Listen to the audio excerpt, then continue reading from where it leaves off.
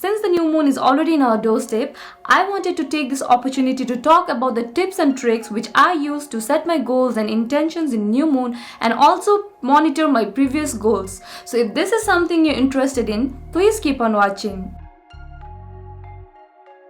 Hi guys, welcome to Creating Inner Shangri-La. My name is Pooja, and in this channel we talk about self-development, self-growth, living a conscious and authentic life. If we look into astronomy, we can clearly see that new moon is the first phase of the lunar cycle. So it is the start of a new beginning. It is the perfect time to start something new. So I feel that this is the perfect opportunity not only for you but for most of us to get into track and to see where we are at life and to monitor ourselves as well. In terms of astronomy as well, new moon is the first phase of the lunar cycle and it is the start of something new. So it's the perfect time for you to set your intentions and goals, and it is the perfect time to keep track of where you are at life. In terms of spirituality or science, people use this opportunity to start new projects and new stuff and get into track with their old goals and monitor where they are at life as well. The first thing to do on a new moon is to clean space.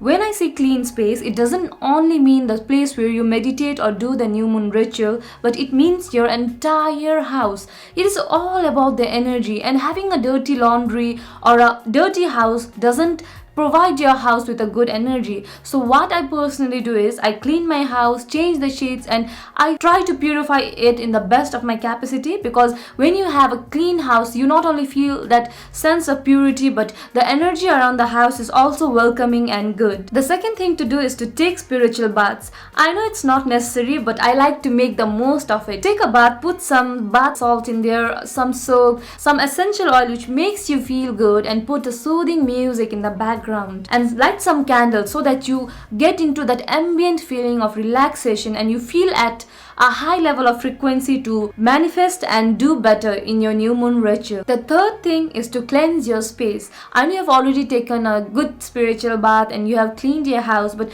cleansing your space refers to using things like sage or incense and purifying the energy around the house. I personally use sage or incense stick to not only cleanse the space where I'm going to meditate, but I also use it to cleanse my crystals, because I often use crystals for meditation. Number 4 is to meditate. When you have cleared the space and cleansed it with good energy and saged it, you can start with a meditation. It can either be a normal meditation with music or sound on the background, or affirmation meditation, or any sort of mantra meditation. I personally like to take a sound bath and use the sound of Tibetan bowls and things like that, because it helps me concentrate better on my intention setting process. The act of cleaning your house, taking a spiritual bath, and doing a good meditation routine and cleansing your energy is to get into that frequency from the perspective of your mind, body, and spirit, so that you are in tune with yourself and you are at your maximum frequency possible before setting your intentions for the new moon. Number 5 is to writing down your intentions in a journal. I personally have designated a different journal for setting my intentions in new moon, because it not only helps me to keep myself accountable, but I can also go back to my old intentions and manifestation and see how much of those intentions have manifested in my life. When you are setting intentions, write down at least 8 to 10 goals and make sure that these goals targets different aspects of your life. After you have written those intentions down in your paper, imagine and visualize as if you have already achieved those goals, or as if those goals have already manifested in your life, and imagine and visualize how that makes you feel. Number 6 is to let go of those intentions. I know it sounds difficult, I know it sounds challenging, but this is the best thing to do. After you write down your intentions in your paper or your journal, let go of those intentions. After feeling those emotions, you have to let go, because you have to trust the process and trust the universe. So when you let go, tell the universe that you trust the process, you trust the universe, and the universe knows that what's best for you. Number 7 is to take action.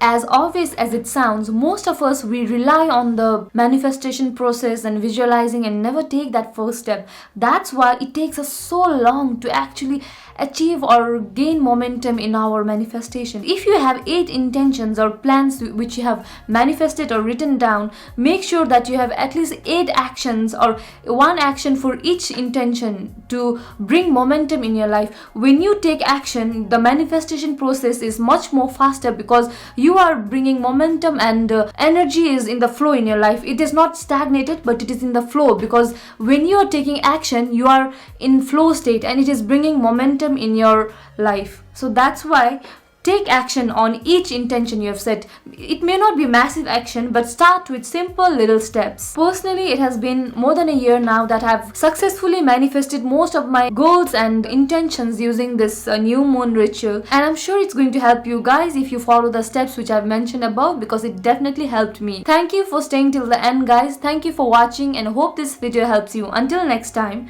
bye bye.